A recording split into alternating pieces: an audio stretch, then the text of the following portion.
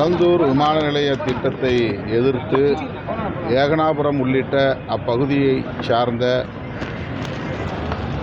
பொதுமக்கள் கடும் எதிர்ப்பு தெரிவித்து தொடர் போராட்டத்தில் ஈடுபட்டு வந்தனர்.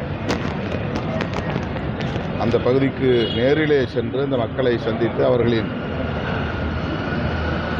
கோரிக்கைகளை எல்லாம் கேட்டறிந்து அன்றைய முதலமைச்சர் திராவிட முன்னேற்றக் கழக தலைவர் அவர்களை நேரிலே சந்தித்து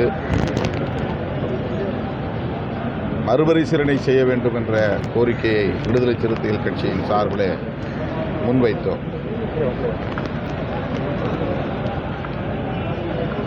ஆனால் அந்த திட்டத்திற்கு எல்லா நடவடிக்கைகளையும் மேற்கொண்டு விட்டோம்.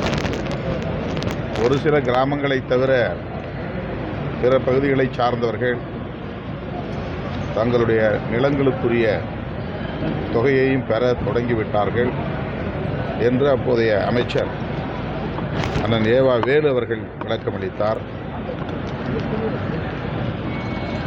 அந்த பகுதியை சார்ந்த, குறிப்பாக ஏகனாபுரம் பகுதியை சார்ந்த மக்கள் எங்கள் கிராமத்தை ஒட்டியுள்ள நிலங்களை விட்டுவிட்டு அதன் அருகே அரசுக்கு சொந்தமான நிலங்கள் நூற்றுக்கணக்கான ஏக்கரில் காலியாக உள்ளன. அந்த நிலத்தில் தேவையான அளவுக்கு இடத்தை அரசு எடுத்துக்கொள்ள முடியும் என்று கூறினர். அதனையும் அப்போதைய திமுக அரசின் பார்வைக்கு நாங்கள் கொண்டு சென்றோம். தற்போது தவேக அரசு அந்த திட்டத்தை முழுமையாக கைவிட்டிருக்கிறது. மாறாக புதிய இடத்தை தேர்வு செய்வோம், புதிய விமான நிலையம் கட்டமைப்பதற்கான புதிய இடத்தை தேர்வு செய்வோம் என்ற உறுதியை முதலமைச்சர் வழங்கியிருக்கிறார். நமது மாநிலத்தின் வளர்ச்சிக்கு புதிய விமான நிலையம் பெரிய பரப்பளவில் தேவைப்படுகிறது என்பதிலே யாருக்கும் மாற்று கருத்தில்லை. எனவே முதலமைச்சர் அவர்கள் சட்டமன்றத்தில் அளித்துள்ள வாக்குறுதியை நிறைவேற்றும் வகையில் விரைந்து அதற்கான ஏற்பாடுகளை செய்ய வேண்டும் என்று கேட்டுக்கொள்கிறேன். பணிகள் 90% முடிவடைந்திருக்கிறது. தற்போது முதல்வர் வேறு இடத்துல தேர்வு செய்வாங்க. அந்த பகுதிகளில் நீர்நிலைகள் இருக்காதா, விவசாய நிலங்கள் இருக்காதா, அதே போல் அங்கே இருக்கக்கூடிய விஷயங்கள் பாதிக்கப்படாதா? தற்போது இதே போல மீண்டும் எதிர்ப்பு அந்த திட்டத்தை கைவிட்டுருவாங்களா? ஸோ ஒரு விஷயங்கள் முடிவடை நிறைய மீண்டும் ஒரு இடம் தேர்வு செய்வது. அதாவது எந்த புதிய திட்டங்களை கொண்டு வந்தாலும் கூட, வளர்ச்சி திட்டங்களை கொண்டு வந்தாலும் கூட, நிலங்களை கையகப்படுத்துகிற போது அந்த பகுதியை சார்ந்த பொதுமக்களுடைய கருத்தை அறிய வேண்டும், அவர்களின் இசைவை பெற வேண்டும் என்றும் சட்டத்தில் இடம் இருக்கிறது. ரயில்வே துறைக்கு நிலம் எடுப்பதாக இருந்தாலும், விமான நிலையம் கட்டுவதற்கு நிலம் எடுப்பதாக இருந்தாலும், புதிய துறைமுகங்களை கட்டுவதற்கு நிலங்களை கையகப்படுத்தினாலும் அந்த பகுதியை சார்ந்த மக்களின் கருத்தை அறிய வேண்டும் என்பது சட்டத்தில் உள்ள ஒரு பகுதி. அந்த அடிப்படையிலே ஏகனாபுரம் உள்ளிட்ட அந்த பகுதியை சார்ந்த பொதுமக்கள் தங்களின் விளைநிலங்கள் பறிபோவதை எதிர்த்து தொடர் போராட்டத்தில் ஈடுபட்டதை நாம் அறிவோம். ஆகவே மக்களின் உணர்வுகளை மதிக்க வேண்டும் என்பது சட்டத்திலும் இருக்கிறது என்பதை நாம் நினைவில் கொள்ள வேண்டும். புதிய இடங்களை தேர்வு செய்கிற போது மக்கள் கருத்தறிய வேண்டிய தேவை இருக்கிறது. காடுகளை அழிக்க வேண்டிய தேவையும் இருக்கிறது.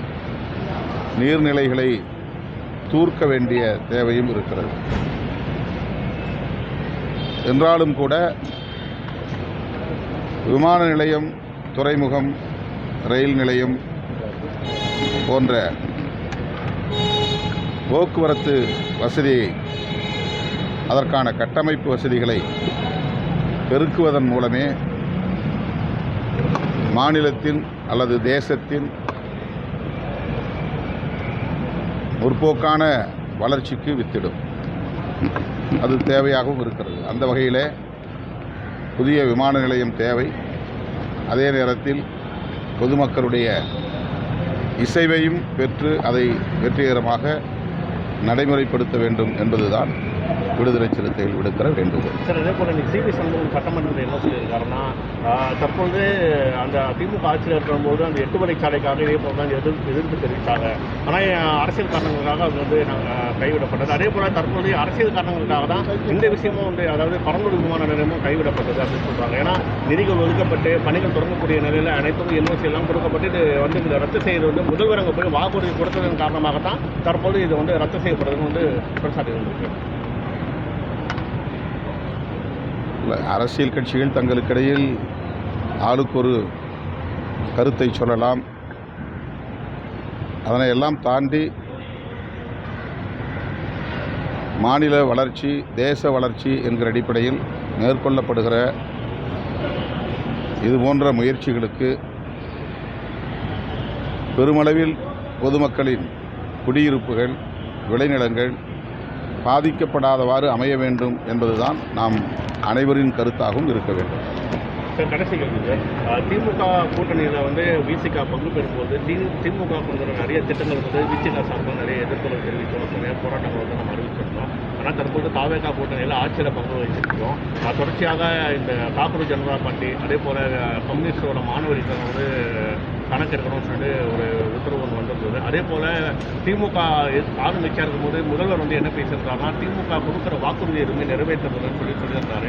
ஆனால் தற்போது தாவேகா ஆட்சிக்கு வந்துட்ட பிறகு வந்து பார்த்தீங்கன்னா 2.5 லட்சம் ரூபாய்க்கு குறைவாக வருமானம் ஈட்டக்கூடியவர்கள் தான் 3 சிலிண்டர் சொல்லியிருக்காங்க. விவசாய கடன் மொத்தமாக ரத்து செய்யப்படும் சொல்லிட்டாங்க. அந்த மாதிரி எதுவுமே ரத்து செய்யப்படல. நிறைய விஷயங்கள் வந்து தேர்தலுக்கு முன்னாடி முதல்வர் கொடுத்த வாக்குறுதியும் இப்போ செயல்படுத்த வாக்கும் மாறா இருக்குது. இதுக்கு வந்து கூட்டணியாக இருக்கக்கூடிய விசிக உள்ளிட்ட கட்சிகள் எந்த ஒரு விஷயங்களும் தெரிவிக்க கருத்து. எதிர்க்கட்சிகளைப் போல நாங்கள் வந்து பொதுவெளியில் எல்லாவற்றையும் பேசிக் கொண்டிருக்க முடியாது. நாங்களும் ஆளும் கட்சியில் ஒரு அங்கமாக இருக்கிறோம். நீங்கள் முன்வைக்கக்கூடிய கேள்விகளுக்கு பதில் சொல்ல எங்களுக்கும் பொறுப்பு இருக்கிறது. அதே நேரத்தில் ஆளும் கட்சி கொடுத்த வாக்குறுதிகளை நிறைவேற்ற வேண்டும் என்று வலியுறுத்தக்கூடிய கடமையும் எங்களுக்கு இருக்கிறது. அதனை எப்படி சொல்ல வேண்டுமோ அப்படி நாங்கள் சொல்லிக் கொண்டிருக்கிறோம். எங்கே சொல்ல வேண்டுமோ அங்கே சொல்லுகிறோம். எந்த வகையில் சுட்டிக்காட்ட வேண்டுமோ அந்த வகையில் சுட்டிக்காட்டி கொண்டிருக்கிறோம்.